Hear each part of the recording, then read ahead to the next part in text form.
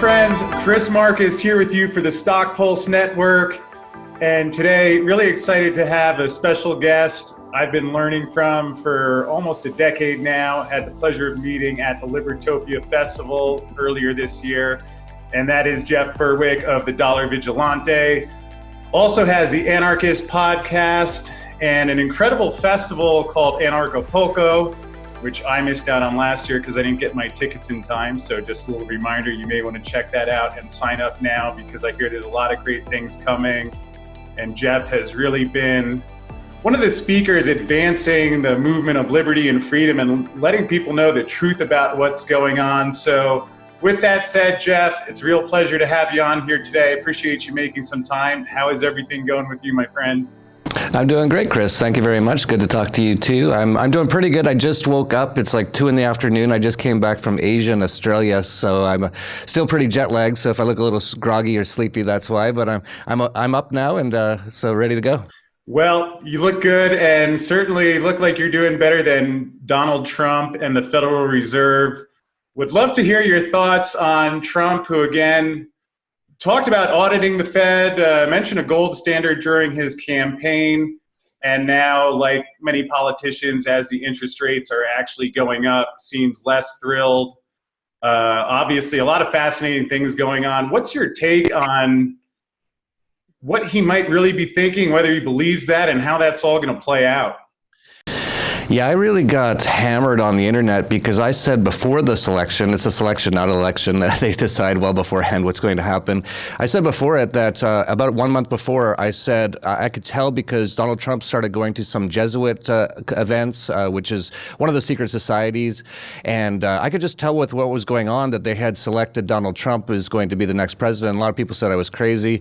And I said, but he's not an outsider like you think. All these things he's saying, just like every other president ever, that they make all these promises and he's not going to do any of them. And I've been right on most of it. And I know a lot of people out there still believe that he's going to save them. The truth is that no one's going to save you. You have to save yourself. There's no politician ever in the history of humanity that's ever saved anyone, really. They're there to enslave you. Before this election, he was talking about a lot of stuff. He talked about he was going to put Hillary Clinton in jail. Then the first thing he said after he got selected was, Hillary and Bill, they're good friends. They're good people. I would never do anything to them. He also said he wasn't going to get more entangled into Syria with Russia. That, of course, they've been very involved in and attacking more and more there and all kinds of warfare. He said he was going to basically get rid of a lot of that military industrial. He then went on to put out the biggest military budget ever, very proudly as well. He said he was so proud to put out the biggest military budget ever. He said he was going to do so many things, like to go through the list of them. He basically has done the opposite. He gave all these hints about, and this got a lot of libertarians quite excited.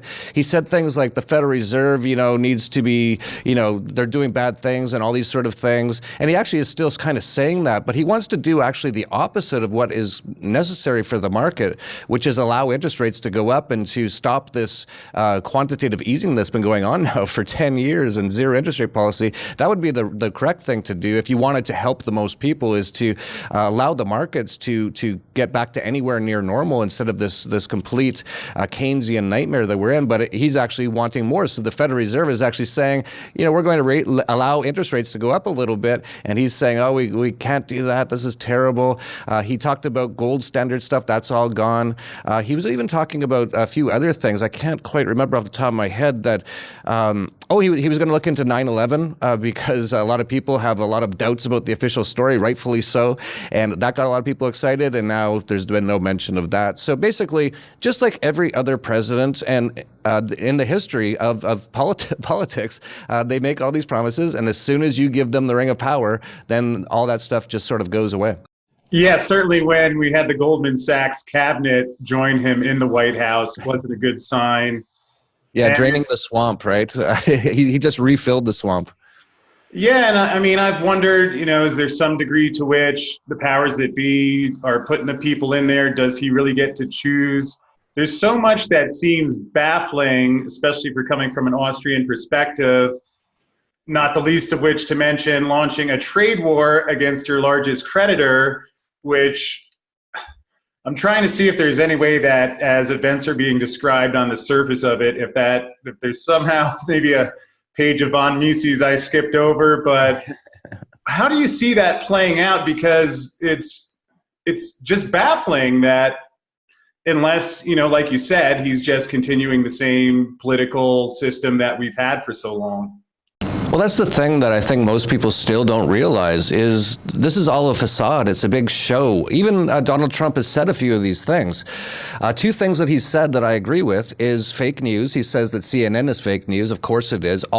Everything on mainstream media is fake news. It's all propaganda. CNBC, CNN, CBS, NBC, name them all. Fox News, they're all absolute propaganda outlets, all putting their sort of slant on things. But that's essentially what they do. So that was one thing that he kind of made a little bit popular that we've been talking about for a long time. And then, of course, talk about these trade war sort of things. That is absolutely disastrous for the dollar. That it will actually destroy the dollar, and the dollar's on its way to being destroyed anyway. That's why I write the dollar vigilante, but this is absolutely going to speed it up. Now, whether that's on purpose or not is actually a good question, because I've been saying it's essentially been planned to have this implosion come down and to actually destroy the U.S. dollar, to go towards a one world currency. And in fact, it was on the front cover of the 1988 Rothschild-owned Economist magazine that 2018 was the get ready for a new world currency. Now, what that's going to be exactly, we'll see. It'll probably be some sort of digital currency, something that can be tracked. Every single thing you do can be tracked. But essentially, that's what he's been doing is all sorts of things that are against the market, essentially. And going back to my prior comment about how he's not really in control, the other thing that he brought up is the deep state. That's something that a lot of people weren't aware of. Of course, we've been talking about that forever. That the president, it doesn't matter who it is, whether it's Barack drone bomber or Bill Clinton or Donald Trump, they basically go in there. Do people think they're actually sitting there in their bed every night, like going over the news and making decisions? No, they wake up, they go down to the room, they get told what they're going to read about today, what they're going to say today.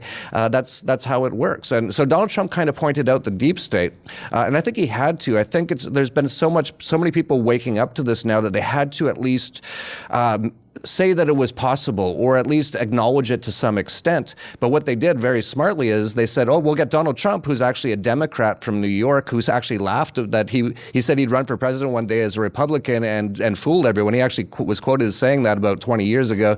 They'll find this guy who's actually a reality TV star. If you can look him up on imdb.com, he's a reality TV star. He still is today. That's what he's doing. He's an actor.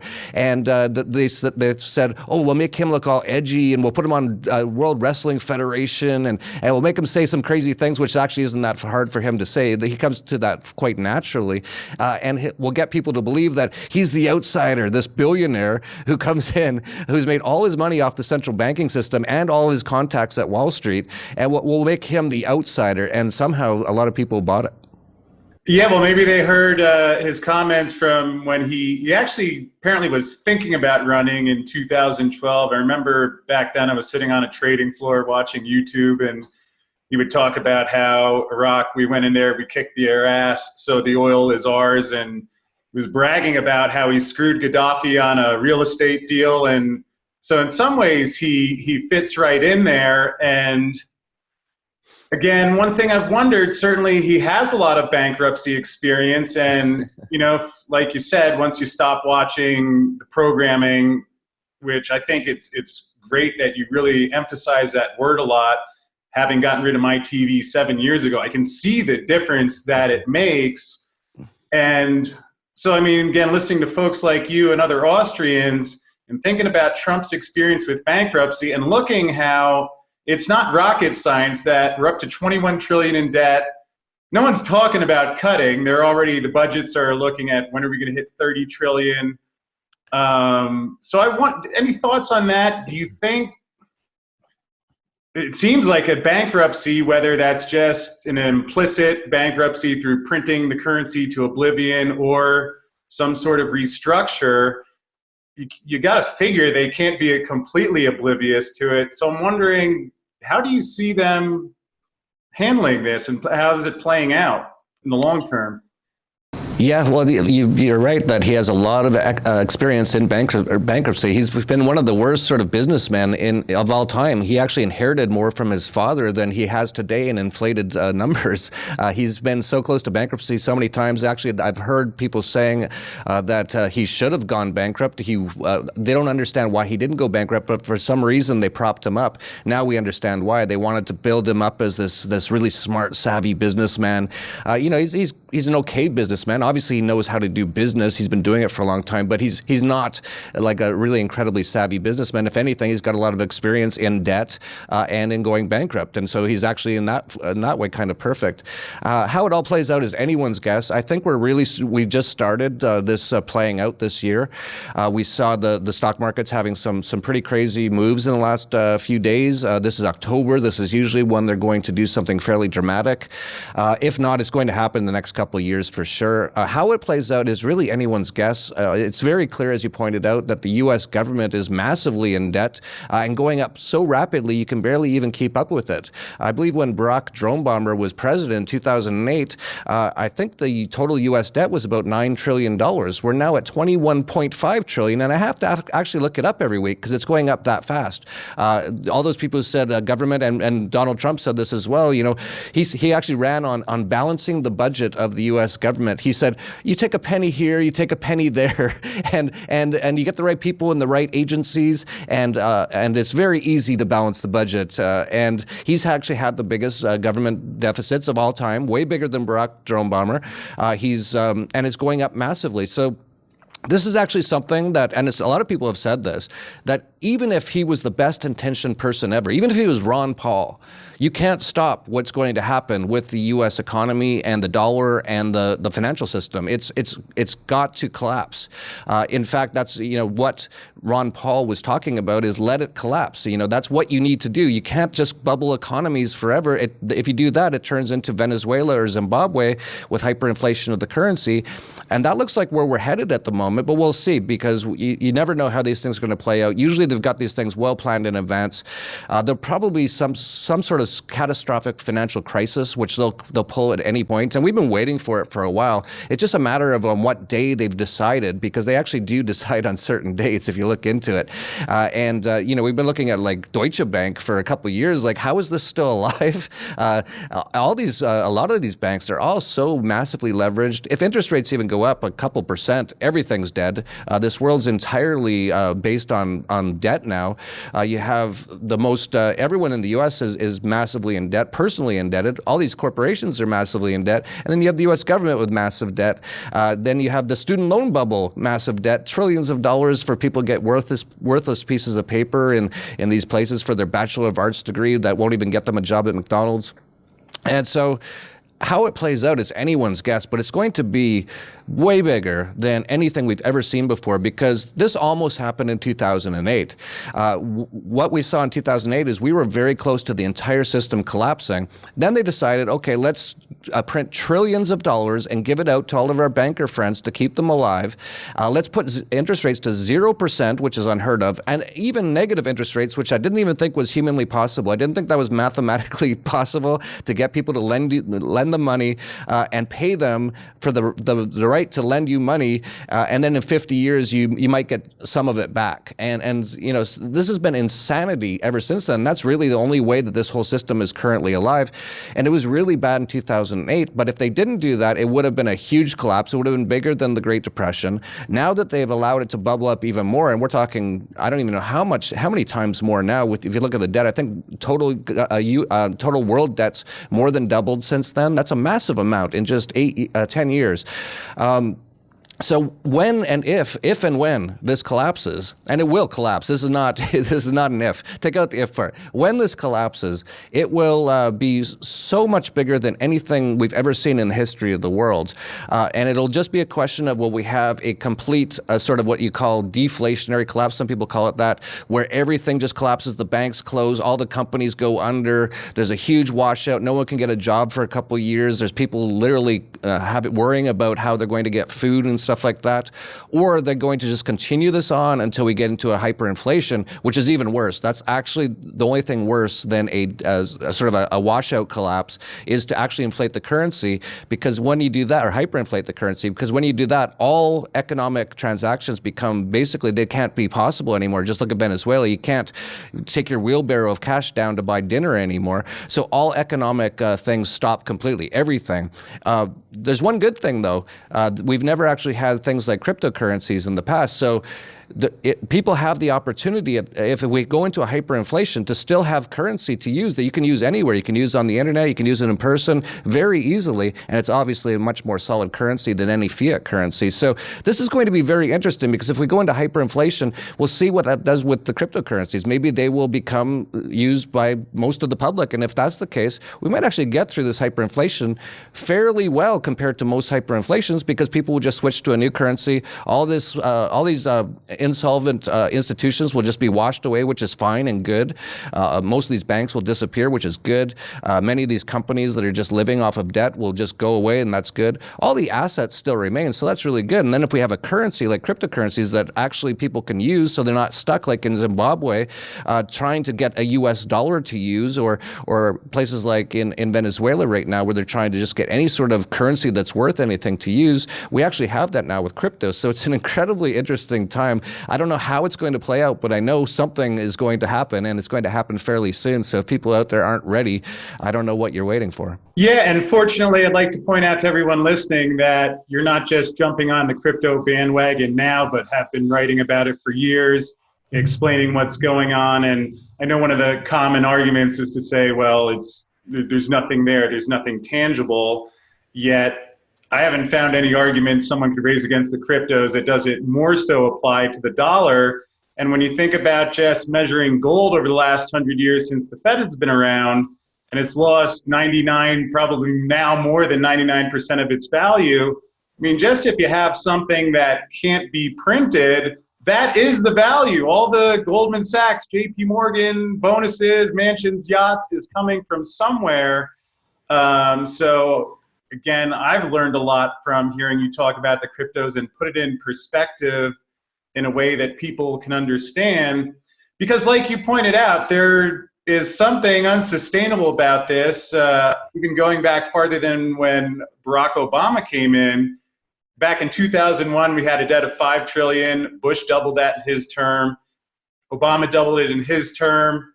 Of course, if anyone from Congress wants to come out and discuss this, I don't want to say something technically incorrect, but my understanding is that they're committing accounting fraud with the way they account for Social Security and Medicare, which I've seen estimates that go as high as tack on another 100 or 200 trillion. So like you said, it's everything is the same, but just bigger now. And I'm wondering what would actually be a normal interest rate. I mean, we're seeing the real estate market start to tumble when the Fed funds rate is at 2%. And keep in mind, leading up to the last one, Greenspan, before he started reversing course, he had short-term rates up to 5.25%, let alone Paul Volcker at 20%. What would the actual, a normal interest rate have to be at this point? And then adding on to that, is there any way that you see that if we ever got there, that this whole monster would still be standing?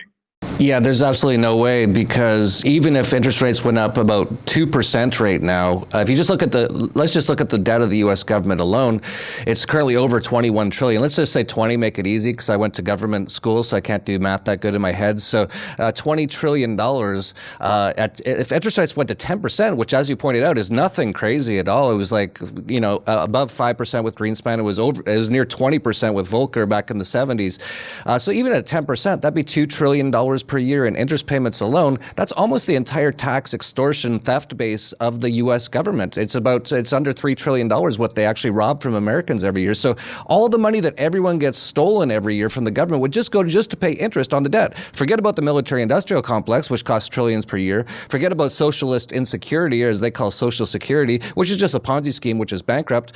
Forget about Medicare, Medicaid, all this stuff. It's all that stuff. There'd be no money for any of that except for just interest payment on the debt. So this thing's over.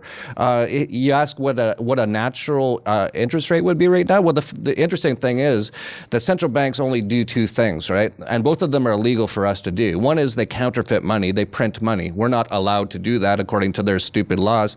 And secondly, they manipulate the markets. They manipulate interest rates. That's also illegal for anyone else to do, but it's totally fine when they do it. But no, if they were allowed interest rates to go to their natural level, if they were to stay out of the markets and let things go where they would just go naturally, I believe interest rates would go well over 100% because everything would be collapsing so fast that, the U.S. government say, hey, you want to lend us some money? And people would be like, I guess if it's 300%, maybe, because this dollar is collapsing so fast. So yeah, the whole system's over. The fact that they're talking about, you have people at like the Federal Reserve and on CNBC and even the President Donald Trump and everyone in Congress all talking about how things are fairly normal. This is so beyond normal. And I think it was Warren Buffett who said that when you find out who's swimming naked when the tide goes out, and what he's referring to is inflation. So inflation, you can think of it as a tide. So they increase the money supply, all the water goes up. All of a sudden, everyone's swimming around. Everyone's like, wow, the economy is really great. A lot of people go into a lot of debt. When you take that money supply and you stop increasing it or even decrease it, which happened in 1929, but if you even just stop increasing it, all of a sudden the water goes out, and all of a sudden you find out some people were swimming naked because you can do a lot of things when you've got the amount of money floating around. But once that money stops floating around, a lot of people just get wiped out, and that's insolvencies and bankruptcies and things like that. So it's going to be incredibly interesting to see how this all plays out. I really have no idea truly exactly how they're going to do it or what will happen, or if it'll happen kind of naturally, because it's almost getting to the point where you can't stop what's happening, even as powerful as they are, that you can't, the numbers are getting so crazy now that even they probably are about to almost lose control of what they would like to do with it. Of course, they still have a ton of control. They control every government. They control all the central banks. They control all the financial sector. They control everything in the stock market. They control, not completely, but basically they do control it in one way or another. So they definitely have a lot of control, but it's getting to the point where this is going to collapse one way or another, and it might actually get out of their control in this next collapse, and we'll see what happens. We've heard all the major elites, as you call them, even the Rothschilds, all of them warning over the last few years that we're very close to a catastrophic collapse. It was just J.P. Morgan's guy came out 2 weeks ago, quant analyst, said we're going to see unrest like we haven't seen in 50 years. Jamie Dimon, I call him, of Morgan, he came out just a couple days ago with a very scary warning that we're on the verge of collapse.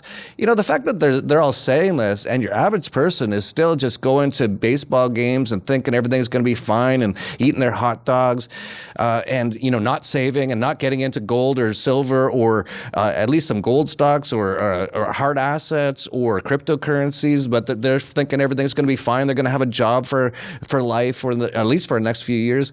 No, everything's going to change. This is going to be the biggest event, really, and I don't know if I want to say human. Yeah, I think in human history, because this financial system, this monetary system is so worldwide now.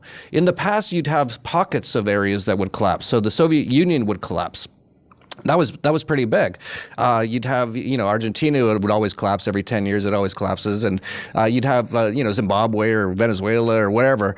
Those would be pretty big events. But now we're talking about everything's so tied together. There's not going to be any place in. Yeah, and I'm assuming that means that Jamie Dimon, who was talking about his thoughts about being president, he's not getting your vote in the next election. No one gets my vote ever. Yeah. So last question I have for you, which, again, I think people are starting to become more open to a lot of the things that we're talking about here. But in terms of how people can actually respond, you mentioned a little bit about the cryptos and a little bit about gold and silver, which certainly I've been doing. Obviously, it is tricky times because I think people had a good thought process, especially in getting in gold and silver. And while we've seen since the QE program started, some of the stock markets up 300%. I think the NASDAQ is up 5 or 6-fold by now, while silver pretty much flat, gold up 50%. And I know as a subscriber to the Dollar Vigilante, which I recommend to folks to check out, you talk a lot about that and also point out that you were warning people when Bitcoin was getting up around 15, 20,000 that could be a good time to take some of that off the table. So what do you tell your clients and subscribers in terms of what they can actually do and respond and get away from? Because obviously there's a lot of negative out there, which certainly understand we've all lived through, but in terms of getting back to this is what we can actually do and move forward. Well, it is interesting. A lot of people say I'm a bit of a doom and gloomer. In fact, I think this whole collapse is so necessary and so needed so we can move on from this horrible period of central banking and big government that I think it's very positive, but I think you have to be prepared for it. But going to your point about how gold and silver have sort of underperformed things like the stock market and things like that, it's quite interesting that if you look back on a 20-year time frame to 1998 and you look at assets, gold versus stock markets and bonds, for example, gold is actually the best performing asset since 1998. Back then it was about $250. It's currently whatever it is, $1,300 or whatever it is today. So it's actually gone up about nearly 8% per year if you average it out over 20 years, whereas the stock market's about 7%, bonds are about 6%. So over a longer term time frame, precious metals have actually been a good store of value. They've actually been a good investment compared to the stock market. Now, of course, in the last few years, we've seen gold and silver really peaked around 2011, and we actually said that that was going to be the case. Ed Bugos at the Dollar Vigilante said that we should be selling gold near 2000 when it was near there, and silver when it was near 50. But we've been quite bullish on it since it's sort of been around its bottoms here last few years. And we have a price prediction at least $3,000 to $5,000 on gold in the next 3 to 5 years, and I think that's very, very conservative. I don't think the U.S. dollar will exist in 5 years. That's how dire I think of a thing we're in. And as you mentioned, cryptos, there's good times to get into them and bad times, just like anything. And back in last December, Bitcoin, the day before it hit $20,000, you can look it up on YouTube. I put out a video and I said it's time to take profits on Bitcoin and cryptos and get into gold and silver. Bitcoin's down about 70% since then. Your average crypto's down 80 to 90% since then. And I've just started saying just recently to start buying again, and we're down about, as I mentioned, that amount. So, you have to be smart. You have to pay attention, and it's not just precious metals and cryptos. I think those are very important to definitely have some. If you're sitting there watching this and you have no precious metals and no cryptos, and you're mostly in the stock market or pension funds or mutual funds or bonds, you are going to get wiped out. You will absolutely get wiped out. I have zero doubt about it. It's actually impossible for you not to get wiped out. So if you're sitting there thinking these things are risky, what you're doing is risky. Is if you're involved in just being completely into blue chip stocks and bonds and things like that, you are going to get absolutely wiped out. Now, you either get wiped out by those things going down 80, 90%, which they might, or by the currency hyperinflating. And yeah, Apple stock might be $10,000 a year from now, but a Big Mac will cost $50 or $100 at the time. So people don't understand inflation. That's the problem. And so you mentioned the stock markets have been up a lot. They're not up a ton when you look at the amount of inflation. There's been massive money printing since 2008. The amount of money printing is historic levels. It's been averaging around 10% per year of money printing since 2008. That's 10% per year your money is being devalued. So that actually makes any gains in the stock market and anything else almost go completely away. So this is all, a lot of people think they're wealthier than they are. And just as Warren Buffett said, when that tide goes out, you'll find out if you're wealthy or not, because it's all based on money printing. And so, yeah, people should be very cautious. Definitely be getting out of, don't have all your money in banks. Many of these banks will be wiped out, or a lot of the currency will just be worthless very soon. And don't have all your money in the stock market. Don't have all your money in bonds. In fact, I wouldn't have anything in bonds. That's been a 40-year bull market that's just ending now. like the amount of things that are going to get wiped out. And I know a lot of people don't believe me, and it's this sort of a thing that happens when things go on for a long time. And if you really look at it, it's been since the gold backing was taken away from the dollar. That was right around when I was born, 1971. So we've gone through a couple generations of people who have lived through this sort of fiat currency system. And we've had the definite problems like Black Monday in 1987 and then tech bubble collapse and the 2008 crash. And a lot of people are just like, well, it's just going to continue on like this. Yeah, there'll be some problems, but it's going to be fine. No, if you actually understand money, finance, math, if you understand math, this is not possible to carry on. There's going to be a massive thing happening. So just look at people like in Greece. And actually, I was telling a lot of people in Greece a few years ago, get your money out of the banks. These things are going down. Get into Bitcoin. And Bitcoin back then was around $300, by the way. And hardly anyone really paid attention to me. If they would have, when all the banks closed there, they would have been fine. They would have been more than fine. They'd actually allowed them to be quite wealthy. But the thing I don't know what it is about people. Like even if you look at Greece, I told a lot of people were saying this. No one in Greece seemed to listen. And then when the banks closed, everyone started lining up outside the bank to get their money out. It's like, you're doing it wrong. You're supposed to go before the banks close to take your money out.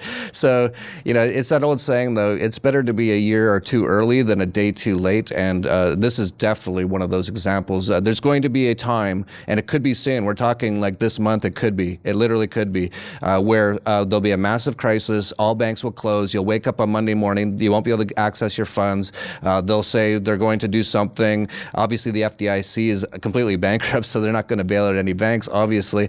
Maybe they'll allow you 10% of your money or something like that, or they'll hyperinflate the currency. So by the time you get your money out, if you had $10,000 in there, that might buy you, like a night out for dinner or something like that. So the fact that a lot of people still aren't preparing, it's because they've been lulled into believing that this is fine, everything's going to stay okay forever. And a big part of that, as you mentioned, Chris, is the television programming. They're in a hypnotic state of if you understand how it all works, it's literally hypnosis. So they put all those flashing numbers on the screen that actually gets people into a fear state, and then they actually do the broadcast at a certain frequency, which actually puts you into a trance state to make you more suggestive, I've heard. Yeah, absolutely. And then you got Donald Trump with his hypnotic signals, which is 666, but that's actually hypnotic as well. So he goes, we are the greatest country. That's all hypnosis. So they're putting this in. So people they're literally hypnotized. They're literally in a trance. So I'm trying, let me see if I can snap you out of it. Wake up. Thank you. Yeah, well, I think it's extremely well put because like the Austrians have written about for decades, and I'm really grateful for you sharing on a larger scale. It's not the easiest thing for most people who are outside of finance to understand really how the inflation works, and which is why I think it's such a favorite tool of the central banks because they can get away with it. But again, that's why I think people would be really well served to be checking out some of the content you're putting out and some of the warnings that you've been issuing. So they can be a little bit early rather than a little bit too late. So just to wrap up, can you let folks again know the websites, how they can find you? And I remember when we talked at Libertopia, you said Anarchapulco next year, you have even bigger things planned, which I'm certainly excited about, and I'm sure people would love to hear more about. Yeah, thank you, Chris. It's an interesting point to make about being too early before instead of a day too late. Is we've actually been making fortunes even before this crash has happened. A lot of those have been in things like gold and gold stocks over the last 5 or 10 years, and also in things like cryptocurrencies, which we've been recommending. Bitcoin since $3 is now at $6,000. Things like that. So some people get the idea that just because we're preparing for this collapse, that we're going to be in bad shape until the collapse happens. No, there's plenty of ways to take advantage of things even before the complete collapse happens. So if you're interested in any of that, just definitely check it out, dollarvigilante.com. If you want us to sign up to our newsletter, it's not very expensive at all in inflation-adjusted dollars, just the price of a couple cups of coffee per month at Starbucks. It's dollarvigilante.com/subscribe. You also mentioned I have a podcast called Anarchast if you're interested in freedom-related stuff, and that we actually have the world's largest freedom conference right here in Acapulco, Mexico every February. Go going to our 5th year this year, coming up in 2019, February 14th to 17th. We've already sold more tickets than we sold all of last year. We still have 4 months to go. We actually doubled the size every year since its inception. We had about 1,500 people last year. We're probably going to have about 3,000, which is about the max we can hold. So it will sell out probably in the next few months. So it's going to be amazing. It's all the freedom thought leaders from across the world, people like Ron Paul, Judge Napolitano, Doug Casey, so many people like that. And we even have our own Dollar Vigilante Summit the 2 days before Anarchapulco, doing so many things, trying to get everyone prepared for what's to come. But that's February 12th and 13th, which we have so many amazing speakers, people like G. Edward Griffin and all kinds of amazing people that will all be there. So that entire week is a pretty big week for me personally, but it's also a really exciting week to be here. And you can check it all out at anarchapulco.com. I know it's hard to spell, but if you put it in anything like it in Google, you'll probably find it. But I'll try to do it, ANARCHAPULCO.com. Yeah, and just in case anybody needs a last incentive, if you're back in the U.S., perhaps in Denver, where we got some snow this weekend, take a look at that beautiful backdrop Jeff has behind him. And with that said, we'll wrap up for today. But Jeff, it's been a real pleasure to have you on here. Appreciate you and all that you're doing. And again, I'll be looking forward to Anarchapulco and hope to catch up with you again soon. Thank you very much, Chris.